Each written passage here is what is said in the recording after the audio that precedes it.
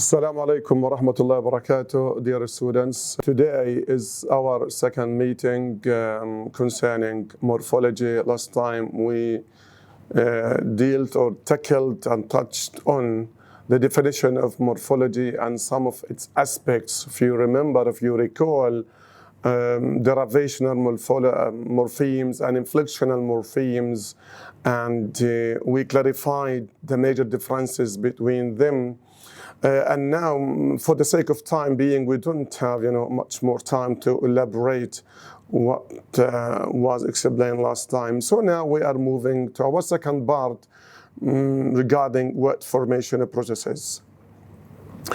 Word formation processes, this refers to creating or to making words out of existing words. So the following are the word formation processes in detail. Number one, compounding. What is compounding? If you remember in syntax, when we said that it is easy to link two sentences together by a means of coordinator to make a compound sentence. And what applies to simple sentences applies to words. If you recall the word policeman, businessman, chairman, all these are compounds. If you say cell phone, timetable, so these are English words created by existing words. We just combine them together to make new words. So there are varied combinations of noun, adjectives, verbs, and particles. Inshallah, we are going to discuss them one by one. Types of compounds. Number one, compound nouns. And these involve different parts. Number A, noun plus noun. We have bath towel, boyfriend, death blow, policeman, boyfriend, water tank, dining table, bedroom, motorcycle, printer, cartridge, bus, stop, egg rolls, and we have the word teeth, tooth, and we have the brush, we say toothbrush, and we have paste, and we have the brush, we say toothbrush, and toothpaste, we have paint and a brush, we say paint brush. Okay, we have business plus the word man, businessman, we have the word room plus mate, roommate, and so on. We have the word summer and we have course, we say summer course, and so on. We have verb number B, verb plus noun, pickpocket. From the verb pick and the noun pocket, breakfast, drive in, fireplace, guidebook, handlebar, notebook, and workbook, payday, postman, search engine, showroom, watchman. Watchman, it could be one word without a space. Taste buds, stop a clock, and there are lots of other examples that we can't mention now for the sake of time. Now we have number C, noun plus verb. We have nosebleed. Nosebleed, okay, you know the meaning. Sunshine, like sunbathe from sunbathing, sunrise from sunrising. Sun is a noun and rise is a verb. Hair is a noun and cut, haircut, hairdo, spoon feed, and so on. And now we have number D, verb plus verb. Make believe, sleepwalk, from sleepwalking. And now we have adjective plus noun, deep structure. So deep is an adjective and structure is noun. So we combine them to have this new word, deep structure. And we have the other word, surface structure, that is the opposite. We have fast food. Okay, we have the so common word, fast food restaurant. High school, low temperature, high temperature, smallpox. It's a kind of disease. Bluebird. So we have the adjective blue, and then we have the word bird. We have now greenhouse. It doesn't have that literal meaning, so you shouldn't think of the word greenhouse as a house that as a green. No, a greenhouse is a place where people grow and plant. In Arabic means الدفيئة. Number F, we have particle plus noun. In crowd, in crowd, downtown, downstairs and upstairs. I am upstairs, I'm downstairs, offshore, outpatient. Outpatients means العيادة الخارجية in hospitals. Online, he is online. Overweight, underworld,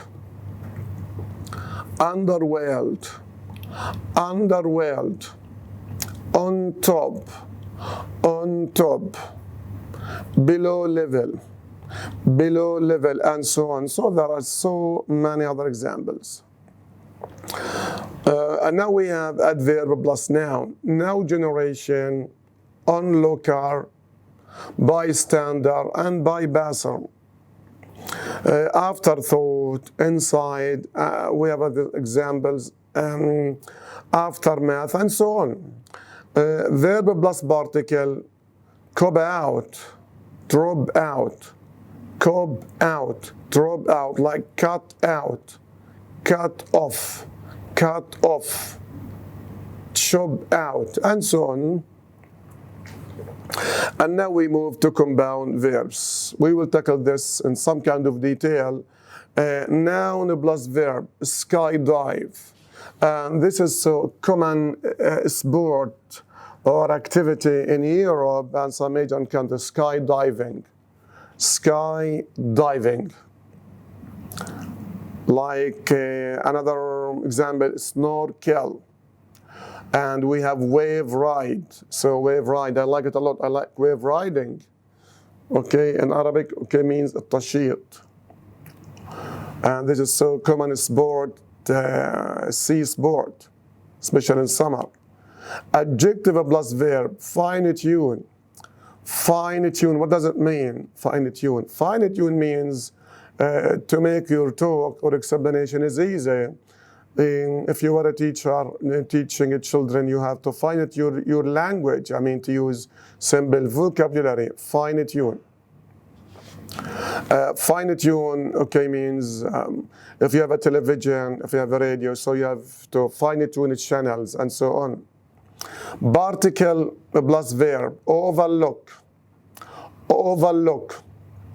overestimate, overjudge. We have outsmart, overdo, outwork, and so on. Adjective plus noun. A brown bag, big head, hard rock, and so on. Number 3, coining or coinage. Invention. Okay, it is easy now to invent new words by coining or coinage. We have brands, and these brands, I mean products, will be used as common nouns or proper nouns in English. So this is the process where the new words are coined or invented from existing material to represent a new invention or development. Examples, wireless. Well, I'm talking on my wireless. Hypermarket, and now we have supermarket, aspirin, nylon, zipper, Teflon. You know, Teflon is a kind of very thick sticker used by plumbers. Some other words are used as the generic name for different brands or trade marks of a product, such as clinics and Xeric. What does it mean, clinics? Clinics, okay, soft tissues that we use to wash our hands with. Xeric, okay, means to print or a printer machine. Now we have Kia, Toyota, Mercedes. I would say I have 3 Toyotas. Instead of saying 3 cars, I want to buy a new Kia instead of saying a new car. Okay, Mercedes, I don't like Mercedes. They are very expensive and so on. Borrowing. If you ask yourself a question, what is a sandwich and where did the word come from? So the word sandwich is not Arab, it's not an Arabic word. So it was borrowed from English. And why do we call it sandwich? So because the name of the person who invented this was called sandwich. So sandwich means sandwich. Borrowing, taking words from other languages to English. So English language adds new words from other languages, and we call this borrowing. Here we have some examples. Alcohol from Arabic language. If I say he's addicted to alcohols, we know the meaning, alcohols, and he's alcoholic. And we have the word boss from Dutch, a piano from Italian, robot from Zurich, yogurt from Turkish, tycoon from Japanese, karate from Chinese, and we have other sports or physical activities like I would say karate, taekwondo, kung fu, judo. All these words are not English, are not mainly English. They were borrowed from some Asian languages like Chinese, Japanese, Thai, and so on. But they are mainly they are not English words. They're just borrowings. And now we're swiftly moving on to clipping. What is meant by clipping? Clipping means shortening, cutting something off. So you have a lengthy word, you just take part of it. Let's read the definition. Some words are used in shortened form by subtracting one or more syllables. So we take one or two syllables, part of the word. This shortening sometimes occurs at the beginning of a word, or at the end of the word, or at both ends of a word. We will have lots of examples now. So we have the shortened form and the full form. Photo. Photo mainly comes from the word photograph. Like the word lab, laboratory. Dave, that is a proper noun. Dave comes from David. Nick comes from Nicole. Beth from Elizabeth, and so on. A plane from aeroplane. Okay. A pram from perambulator. Pram. Bus, omnibus. Flu from influenza. Phone from telephone. Phone. I'm talking in the phone. She's making a telephone call. We can say she's making a phone and so on. So both have the same meaning. What is important about the clipping? The clipped forms do not have a different meaning from the original word or the existing word or the full word. Hanky from handkerchief. Hanky from handkerchief. Like in Australian English, they say bicky for biscuits. Bicky, I want to have a bicky from biscuits. So this is so common in Australian English. Math, I'm studying math, it means mathematics. Mathematics. Lab from laboratory. And now we move to blends or blending. What is mean by blends or blending? So we have two existing words, two available words. We take a part from the first word and we take another part from the second word. So it could be the first or the second or the middle. Well, it's not important, but here we have to consider the example to see how blends are created. Well, I want to start example. We have motor and we have hotel. Motor and hotel or motorist. So we create the word motel. Motel. Motor and hotel, we create the word motel, means in Arabic nuzul, not funduk. So two words are sometimes clipped and the clippings are joined to form a new word. That's very important. We say a new word. Okay, brunch from breakfast and lunch. We have to think of a brunch as not the same meal. taken in the same time of the breakfast time and lunchtime. No, a brunch is a meal usually taken between breakfast and lunchtime. Well, in some cultures, it's very important that you have more than 4 light meals. So when I was in Malaysia, people usually had 4 or 5 meals a day. Smog or smog, from the 2 words smoke and fog. Look at the sky, there's lots of smog. Telecast from television and broadcast. Telecast. Motel from motorist and hotel or hotel. Motel, that is nuzul. Now swiftly moving on to the next point, back formation. We have an existing one in English and we create a verb out of it or from it. Like when I say television, we create the verb televise. From the word communication, we create the verb communicate. So we shouldn't think that the word communication came mainly from the verb communicate. It's vice versa. So what is back formation? A word of one type, maybe a noun, is reduced to another word of another type, maybe verb. Television becomes televise, donation becomes donate, and so on. Here we have other examples. Edit from editor, typewriter from typewrite, from typewriter, act from action, revise from revision, televise from television, sing from singer, housekeeper from housekeeper. Other examples of back formation. By the way, back formation is becoming highly productive in English language. So every day we have new words entering or getting into the English dictionary as a result of back formation.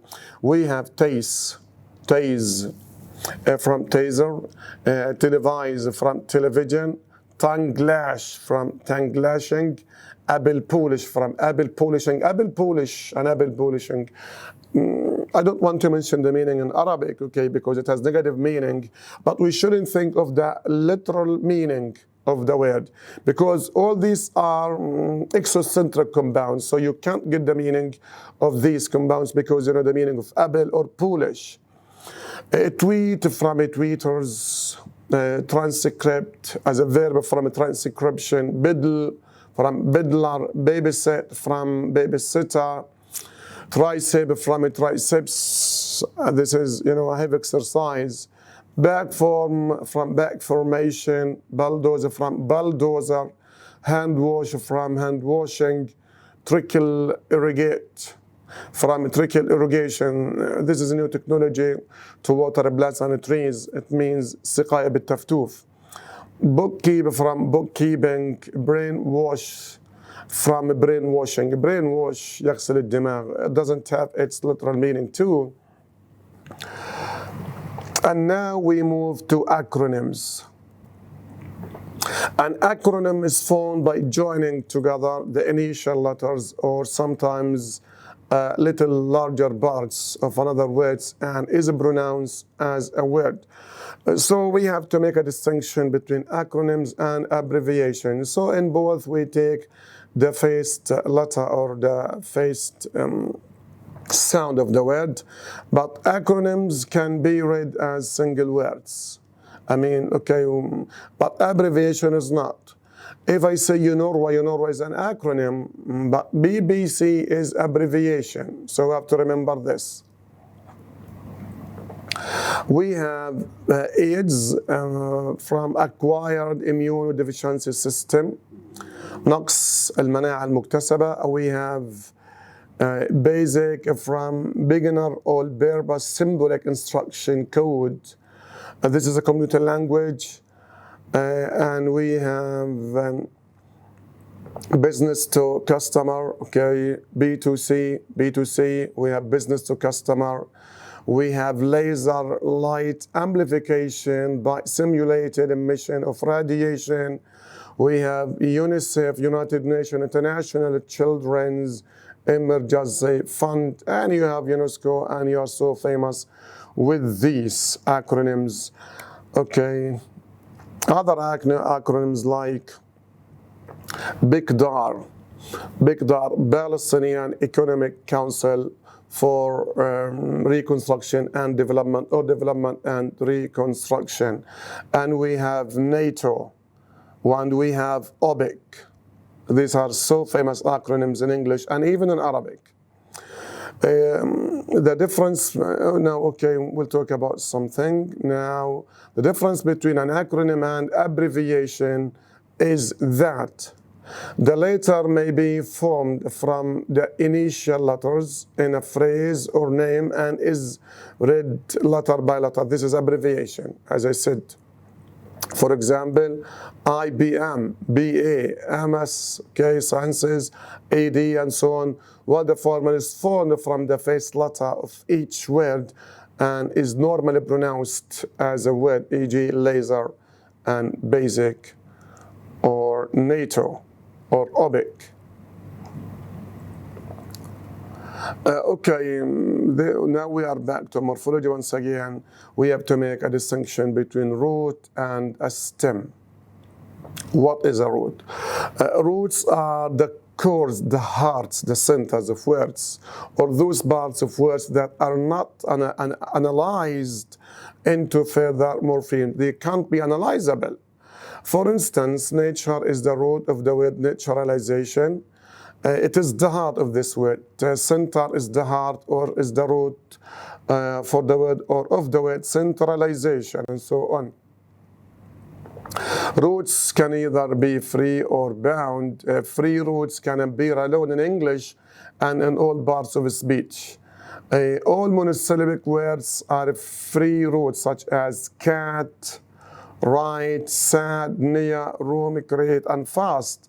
So once again, monosyllabic words are free, so we can think of them as bound morphemes. Also, some multisyllabic words are free roots, such as margin, pretty, happy, happen, and so on. Bound roots can't occur alone in speech, as they carry no meaning. So bound roots can't occur alone in speech. Many they are combination of Latin and the Greek, like phonology, psychology, and so on. They often appear in English words of Latin and Greek origin, such geology, geo plus logy, predict, conceive, and nonchalance. A stem. The stem of a word is that part of the word to which the last morpheme is structurally added. For example, the word nature is the stem of natural. So the word nature is the stem and even root of the word natural. Natural is the stem of naturalize. But natural is not the root of naturalize, because a suffix is added to it that is derivational suffix. And naturalize is the stem of naturalization. So what is the root for naturalization? The root is nature. The root is nature. So you have to think that not all stems are roots, while, okay, all roots can be stems, but not all stems can be roots. A root can also be a stem, and a stem can be a root. However, while all roots can be stems, not all stems are roots. For example, person is both the stem and the root of personal, and personal is the stem but not the root of personality or personalization, as the root of personality is person. Here we have another example. Okay, we have center, that is the root. Central, so center is the root for central. Central is the stem for centralize. Centralize is the stem for centralization. And decentralize is the stem for decentralization. The difference between a root and a stem. The terms root and stem are sometimes used interchangeably. However, there is a subtle difference between them, main difference between them, and that's critical. A root is a morpheme that expresses the basic meaning of a word and can't be further divided, because we said it can't be analyzed into other smaller parts or morphemes. Disobey, teaching, comfortable, build. If we look at this, so obey is a root, we can divide this. Teaching, teach, we can divide the root teach into other elements. Comfort, we can divide this, and so on. We don't want to give any more examples for the sake of time. So this is the end of section number 2. Thank you so much, dear students, for joining me. Hopefully I will see you in other meetings.